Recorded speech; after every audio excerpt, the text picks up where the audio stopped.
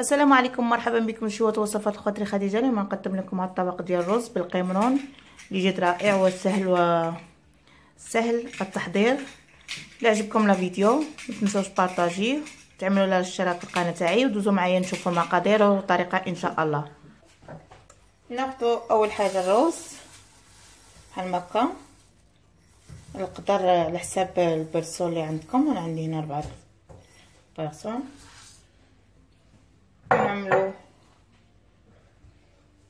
كنشعلوا ليه،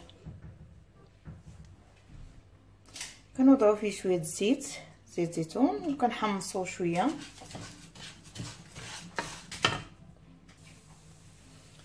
نحمصوه بحال هكا.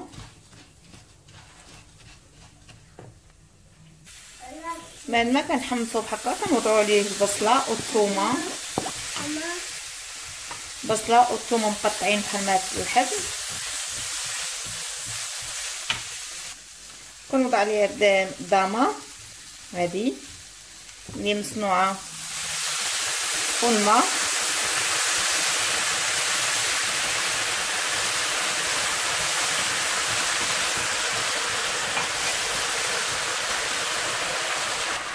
كنزيدو كاس اخر تاع الماء بحال ما هذا الشكل. اما بالنسبه هاد الدامه نحطها في اسفل الفيديو، منزليه مصنوعه في المنزل.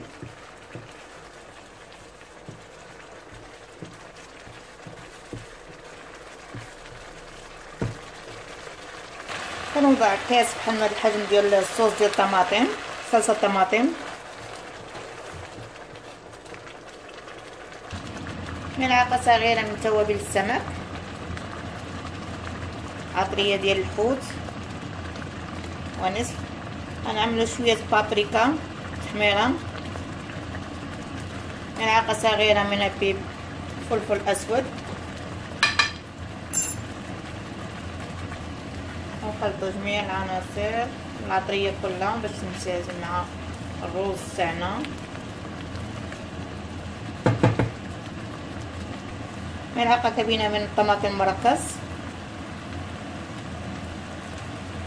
نخلطهم جميع.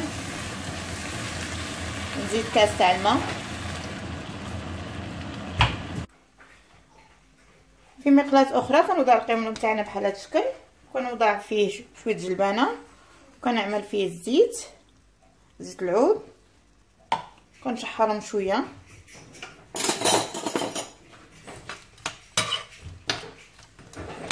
بهذا الشكل كنوضع العطريه ديال الحوت غير شويه حيت الروز ديالنا اللي جا ملحناه. كنبقاو نحركو فيه.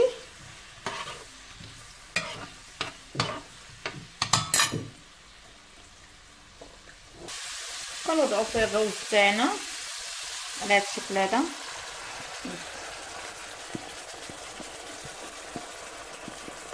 نكونو طيبناه غالي حتى شويه. نبقاو نحركو بحال هذا الشكل شويه بشويه حتى تنسجم لينا الرز ديالنا مع الحوت.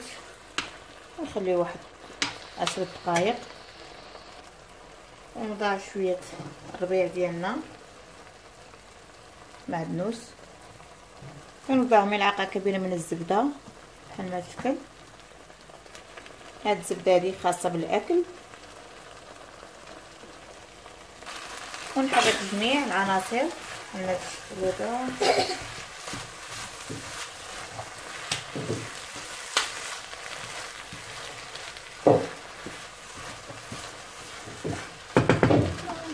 نخليو 5 دقائق ونطفي عليه. هذا هو الشكل النهائي كما كتشوفوا. صافي بالصحه والراحه. كنوضعوه بحال هكا في اطباق.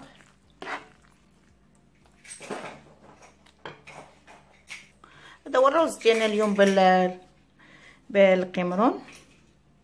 الا عجبكم الفيديو ما تنسوش تبارطاجيوه، تعملوا لي اشتراك في القناه تاعي، والى اللقاء مع وصفه جديده ان شاء الله.